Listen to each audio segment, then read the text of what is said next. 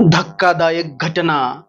चांदापूर तलावात पोहण्यासाठी गेलेला युवक बेपत्ता.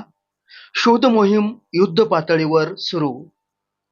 परळी शहरालगत असलेल्या चांदापूर तलावात पोहण्यासाठी गेलेल्या एका युवकाचा पाण्यात बुडून बेपत्ता झाल्याची दुर्दैवी घटना मंगळवारी दिनांक 23 जून रोजी सकाळी घडली. या घटनेमुळे परळी शहरासह परिसरात हळहळ व्यक्त होत आहे.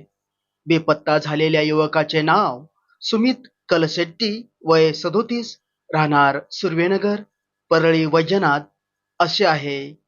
मिळालेल्या माहितीनुसार सुमित हे नेहमीप्रमाणे सकाळी पोहण्यासाठी चांदापूर तलावात गेले होते.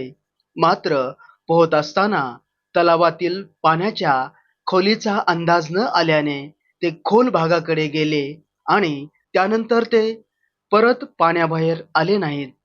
घटनेची माहिती मिळताच स्थानिक नागरिक, प्रशासन आणि बचाव पथक घटनास्थळी दाखल झाले. तलाव परिसरात युवकाचा शोध घेण्यासाठी युद्धपातळीवर मोहीम सुरू असून बचाव पथकांकडून खूप उशिरापर्यंत शोधकार्य करण्यात येत होते.